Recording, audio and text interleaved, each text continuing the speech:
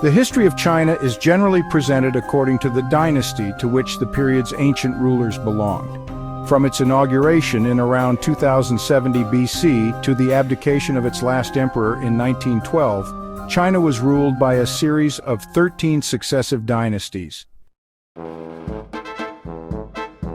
The Xia dynasty, dating from around 2070 to 1600 BC, was the first Chinese dynasty.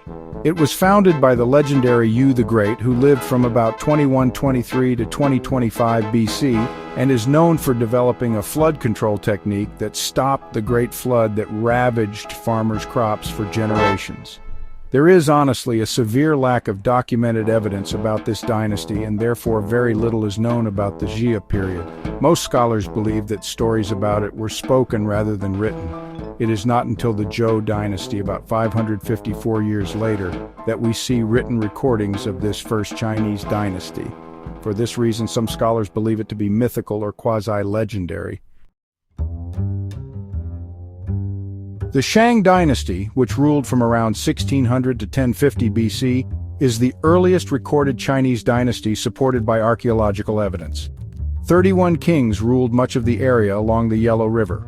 Under the Shang dynasty, there were advances in maths, astronomy, art, and military technology. They used a highly developed calendar system and an early form of modern Chinese language.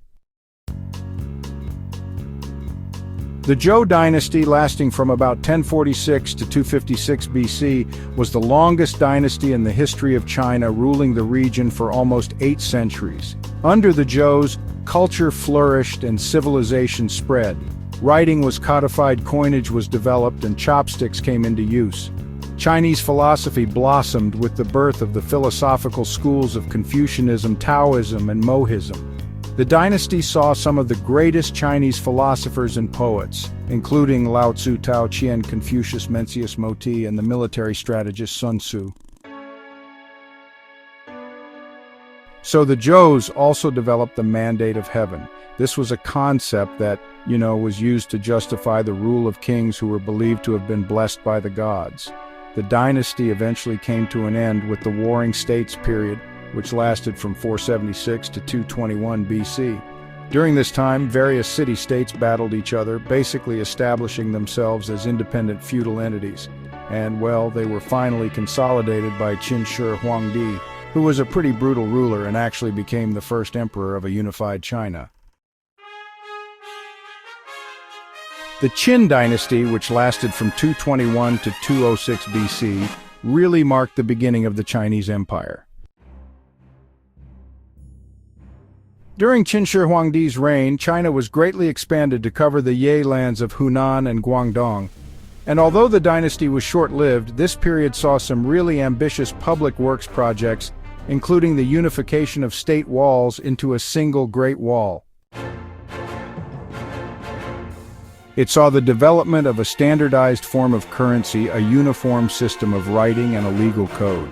The Qin emperor was remembered for his ruthless megalomania and suppression of speech. In 213 BC, he ordered the burning of hundreds of thousands of books and the live burial of 460 Confucian scholars.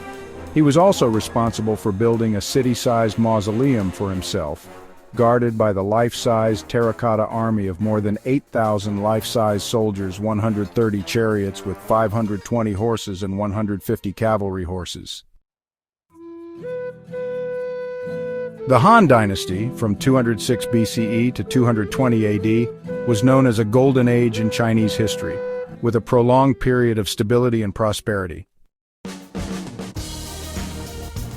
A central imperial civil service was established to create a strong and organized government.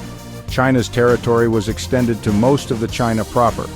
The Silk Road was opened up to connect to the West, bringing in trade, foreign cultures, and the introduction of Buddhism. Under the Han Dynasty, Confucianism, poetry, and literature flowered. Paper and porcelain were invented. China's earliest written record on medicine, the Yellow Emperor's Canon of Medicine, was codified. The name Han was taken as the name of the Chinese people. And today the Han Chinese make up the dominant ethnic group in China and actually the largest in the world.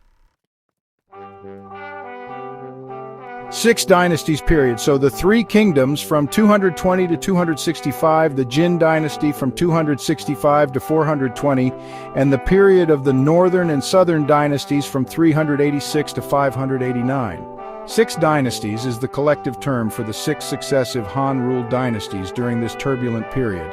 All had their capitals at Jianye, which is present-day Nanjing. The Three Kingdoms period has been romanticized repeatedly in Chinese culture, most notably in the novel Romance of the Three Kingdoms. The Sui dynasty, which lasted from 581 to 618, although brief, saw great changes in Chinese history. Its capital was held at Daxing, which is present-day Xi'an. The Tang dynasty, which lasted from 618 to 906, is sometimes called the Golden Age of ancient China. It was really considered the high point in Chinese civilization, you know? Its second emperor, Taizong, is often regarded as one of the greatest Chinese emperors ever. This period saw one of the most peaceful and prosperous times in all of Chinese history. By the time Emperor Xuanzong ruled, from 712 to 756, China had become the largest and most populous country in the world. There were just major achievements in technology, science, culture, art, and literature, especially poetry.